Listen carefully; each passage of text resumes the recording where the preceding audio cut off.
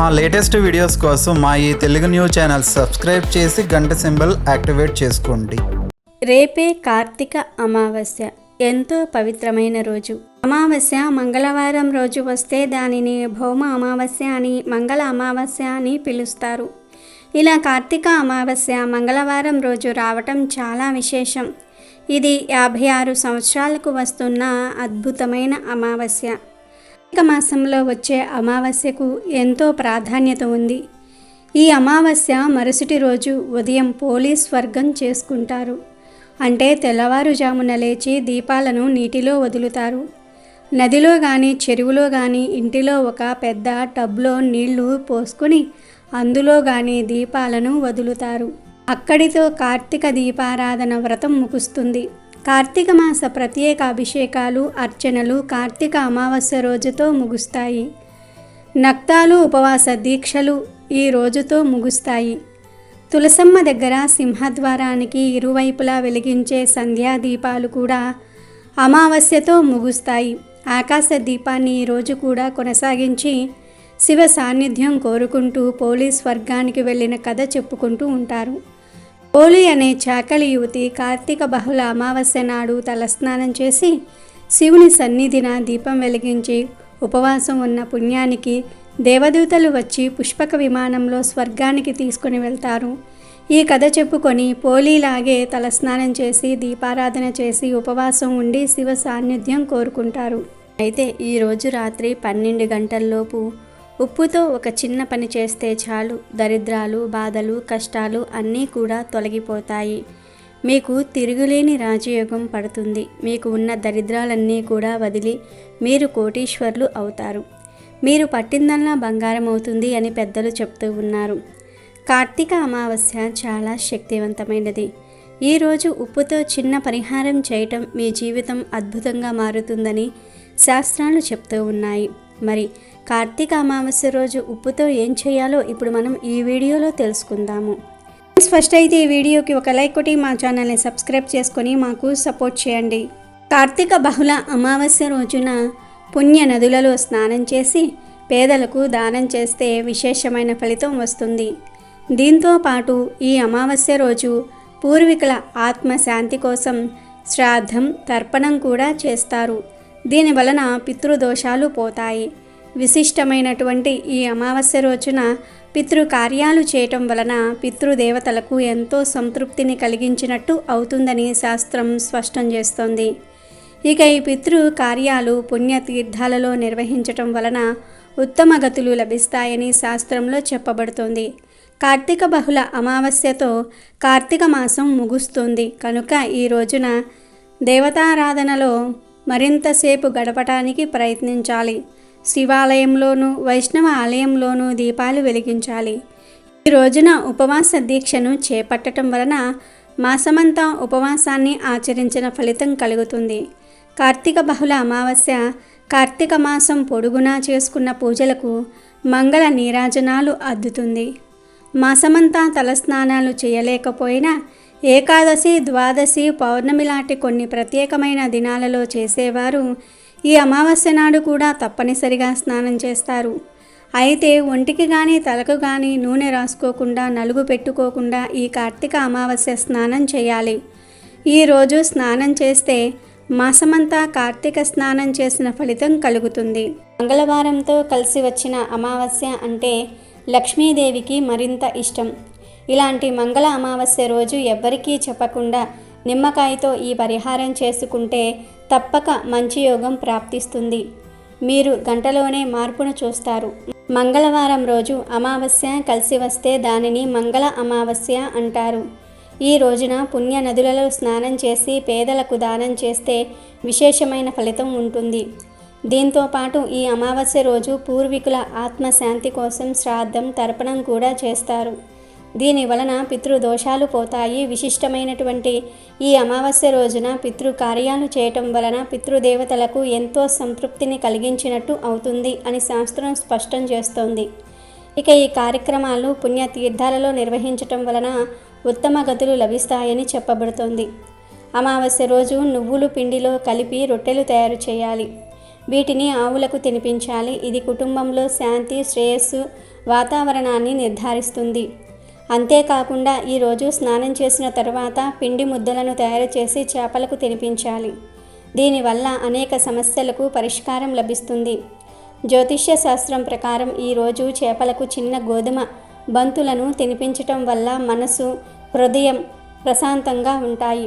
చేపలకు ఈ ఆహారాన్ని తినిపించే వ్యక్తి యొక్క మనసు నుండి ప్రతికూలతలు తొలగిపోతాయి. హిందూ గ్రంథాలలో జీవితం మొదట నీటి నుండి ప్రారంభమైందని చెప్పబడింది. భూమిపై కనిపించిన మొదటి జీవులు కూడా చేపలే. ఈరోజు మన పూర్వీకులను స్మరించుకుంటూ పేదలకు దానం చేయాలి. ఈ క్రమంలోనే పితృదేవతలకు ప్రీతికరంగా భావించే కాకులకు అమావాస్య రోజున కొన్ని బియ్యపు గింజలు వేస్తే మన ఇంట్లో ఉన్న దరిద్ర దేవత బయటకు వెళ్ళి అదృష్ట దేవత మన తలుపు తడుతుంది. అమావాస్య రోజున కాకికి ఏ సమయంలో కనిపించినా గుప్పిడి బియ్యం కాకులకు వేయటం వల్ల రాజయోగం కలుగుతుంది. సాధారణంగా మన పెద్దలు ఉప్పును రుచి అని కూడా పిలుస్తారు. భోజనాలు వడ్డించేటప్పుడు ముందు ఉప్పును వడ్డించే సాంప్రదాయం ఉన్నది. ఉప్పు లేకుండా ఏ పదార్థం తిన్నా కూడా రుచి ఉండదు, తృప్తి ఉండదు. మనకు తృప్తిని ఇచ్చేది కూడా ఉప్పే. అంతేకాదు ఉప్పును అనేక తాంత్రిక ప్రయోగాలలో ఉపయోగిస్తారు. ఉప్పుతో హోమాలు కూడా చేస్తారు. దృష్టి కూడా ఉప్పుతోనే తీస్తారు. మన సాంప్రదాయంలో ఉప్పుకు చాలా ప్రాధాన్యత ఉంది కనుక ఉప్పు సామాన్యమైనది కాదు, చాలా అద్భుతమైన ద్రవ్యం. ఉప్పును ఎవ్వరికీ చేతితో ఇవ్వకూడదు, చేతితో తీసుకోకూడదు. మానవుని జీవితంలో ప్రతి ఒక్కరికి కూడా ఎదగటం అనేది చాలా అవసరం. దానికోసం ప్రతి ఒక్కరూ కష్టపడుతూనే ఉంటారు. ఎదుగుదల కోసం మనిషి కష్టపడటం అనేది సామాన్యమైన విషయమే. కానీ ఎదుగుతున్న మనిషిని చూసి అదే మానవుడు ఓర్వలేకపోతూ ఉంటాడు. అలా ఓర్వలేని తనం వలన దిష్టి తగులుతూ ఉంటుంది. ఏ ఇల్లైతే ఎక్కువ వృద్ధిలోనికి వస్తూ ఉంటుందో ఆ ఇంటిని చూసి అందరూ కూడా వీరికి ఇంత డబ్బు ఎక్కడి నుండి వస్తుందో అని అసూయపడుతూ ఉంటారు. దీనినే దిష్టి దోషం అంటారు. ఒకరి ఇంటి మీద దిష్టి పడిందంటే ఇక అంతే సంగతులు. ఆ ఇల్లు నాశనం అయిపోతుంది, ఎదుగుదల ఆగిపోతుంది. ఇంట్లో కలహాలు, ఆరోగ్య సమస్యలు, భార్యాభర్తల మధ్య సమస్యలు, తండ్రి కొడుకులకు, తల్లి కూతుళ్లకు ఇలా కుటుంబంలో చాలా గొడవలు జరుగుతూ ఉంటాయి. అలాగే మనం సంపాదించిన ధనం ఖర్చవ్వకుండా దాచుకునేందుకు మిగలాలి అని అందరూ కోరుకుంటూ ఉంటారు. ఇలా ధనం నిల్వ ఉండాలన్నా, ఎవరి చెడుకళ్ళు మీ ఇంటి మీద పడకుండా ఉండాలన్నా ఖచ్చితంగా కార్తీక అమావాస్య రోజు ఈ పరిహారం చేయాలి. రాత్రి 12 గంటల్లోపు ఈ పరిహారాన్ని ఎప్పుడైనా సరే చేసుకోవచ్చు. మీ ఇంట్లోని నెగిటివ్ ఎనర్జీ అంతా కూడా ఈ పరిహారం చేయటం వలన పోతుంది. తద్వారా మీ ఇల్లు పాజిటివిటీతో నిండిపోతుంది. అంతేకాకుండా లక్ష్మీదేవి మీ ఇంట కొలువై ఉంటుంది. ఎక్కడైతే నెగిటివ్ ఎనర్జీ అంటే జ్యేష్ఠాదేవి ఉంటుందో అక్కడ లక్ష్మీదేవి ఉండదు. శుభ్రమైన ఇంట్లో, సువాసనలు వెదజల్లే ఇంట్లో లక్ష్మీదేవి తప్పక కొలువై ఉంటుంది. అందుకే లక్ష్మీదేవి ఇంటికి రావాలంటే ఇంటిని ఎప్పుడూ పరిశుభ్రంగా ఉంచుకోవాలి. దీనితో పాటు కార్తీక అమావాస్య రోజు ఈ పరిహారాన్ని చేయండి. ఈ పరిహారానికి ముఖ్యంగా కావాల్సినవి ఏమిటంటే ఒక గాజు పాత్ర, రాళ్ల ఉప్పు, ఒక నిమ్మకాయ. ముందుగా ఒక గాజు బౌల్ తీసుకోండి. ఆ బౌల్ నిండా గల్లులుప్పు లేదా రాళ్ల ఉప్పుని నింపండి. ఆ తర్వాత ఒక నిమ్మకాయను తీసుకొని 2 భాగాలుగా కట్ చేసుకోవాలి. నిమ్మకాయ, ఉప్పు రెండూ కూడా నెగిటివ్ ఎనర్జీని బాగా గ్రహిస్తాయి. అలా గ్రహించటం ద్వారా మీ ఇంట్లో ఉన్న నెగిటివ్ ఎనర్జీ అంతా కూడా పూర్తిగా వాటిలోనికి వెళ్ళిపోతుంది. నిమ్మకాయను 2 ముక్కలుగా కట్ చేసుకున్న తర్వాత ఒక ముక్కకు పసుపును, మరొక ముక్కకు కుంకుమను అద్దుకోవాలి. ఇలా అద్దుకున్న తర్వాత ఒక 3 లవంగాలను తీసుకొని బౌల్లో ఉప్పు మీద పెట్టండి. ఆ పైన పసుపు, కుంకుమలు అద్దిన నిమ్మకాయలను కూడా పెట్టండి. ఆ తర్వాత ఈ పాత్రను తీసుకుని వెళ్ళి బీరువా ఉన్న గదిలో ఒక మూలన ఎవ్వరికీ కనబడకుండా కనపడని చోట పెట్టండి. రాత్రి 12 గంటల్లోపు పెట్టాలి. పగటిపూట అయినా సరే పెట్టుకోవచ్చు. ఇలా పెట్టిన ఉప్పు పాత్రను అలా ఆ రోజు రాత్రంతా కూడా వదిలివేయండి. మరునాడు ఉదయాన్నే ఇంట్లో వారందరూ కూడా వారి వారి పనులకు వెళ్ళిపోయిన తర్వాత ఈ ఉప్పు పాత్రను తీసి పాత్రలోని ఉప్పును, నిమ్మకాయలను, లవంగాలను మొత్తం అన్నిటినీ కూడా ఒక కవర్లో పోసేయండి. అలా పోసిన తర్వాత ఆ కవర్ను మూటలాగా కట్టి ఒక పక్కన పెట్టుకోండి. మీరు ఏ పాత్రలో అయితే ఉప్పును పోసి పెట్టారో ఆ పాత్రను శుభ్రంగా కడుక్కుని తుడిచి పక్కన పెట్టుకోండి. ఆ తర్వాత ఉప్పు పోసిన కవర్ను తీసుకుని పారే నీరు ఉండే చోటకు వెళ్ళండి. ఆ నీటిలో కవర్తో సహా ఉప్పును పారేయండి. పారే నీరు లేకపోతే ఎవ్వరూ తిరగని చోట పడేయండి. ఎట్టి పరిస్థితుల్లో కూడా చెట్ల మొదట్లో కానీ లేదా నలుగురు తిరిగే ప్రదేశంలో కానీ వీటిని వేయకూడదు. ఇలా అవన్నీ పడేసిన తర్వాత వెనక్కి తిరిగి చూడకుండా ఇంటికి వచ్చేయాలి. ఇంటికి రాగానే కాళ్ళు చేతులు కడుక్కుని దేవుడికి దండం పెట్టుకోవాలి. కార్తీక అమావాస్య రోజు ఇలా ఉప్పు పరిహారం చేస్తే ఖచ్చితంగా మీ ఇంట్లో ఉన్న నెగిటివ్ ఎనర్జీ బయటికి వెళ్ళిపోతుంది. సురుల తల్లి మీ ఇంట కొలువై ఉంటుంది. దరిద్రం వదిలిపోతుంది. కనుక అందరూ కూడా తప్పక ఈ పరిహారం చేసి శుభ ఫలితాలను పొందండి. మంగళ అమావాస్య రోజు కొన్ని పనులు పొరపాటున కూడా చేయకూడదని పండితులు చెప్తూ ఉన్నారు. ఈ రోజు అంటే మంగళవారం మంగళ అమావాస్య రోజు పొరపాటున కూడా సూర్యోదయం తర్వాత నిద్ర లేవకూడదు. అంటే సూర్యోదయానికి పూర్వమే నిద్ర లేవాలి. ఇలా ఈరోజు చేయకపోతే అది దరిద్రానికి సంకేతం. ఇలా నిద్రలేచి తలస్నానం తప్పకుండా చేయాలి. మంగళ అమావాస్య రోజు తలస్నానం చేయకపోతే దరిద్రం. ఇలా తలస్నానం చేసే సమయంలో షాంపూలు ఏమీ వాడకుండా కేవలం తల మీద నీటిని మాత్రమే పోసుకోవాలి. ఇక ఈరోజు షేవింగ్ గడ్డం చేసుకోవటం, గోర్లు కత్తిరించుకోవటం అస్సలు చేయకూడదు. ఇలాంటి పనులు ఎంతో శక్తివంతమైన అమావాస్య రోజు చేస్తే దరిద్రానికి సంకేతం అవుతాయి. ఇలాంటి పనుల వల్ల భవిష్యత్తులో ఆర్థిక సమస్యలు ఎదురవుతాయి.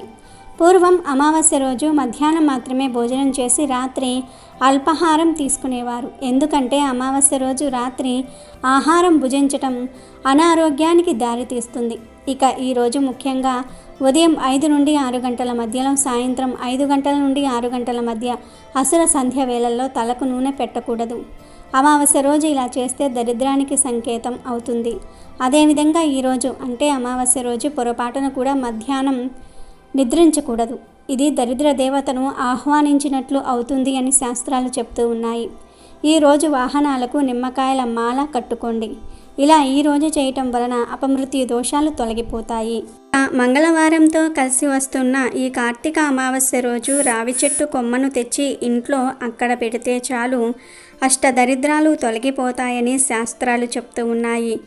నా హిందూ సాంప్రదాయాలలో రావి చెట్టుకు ఎంతో ప్రాముఖ్యత ఉంది.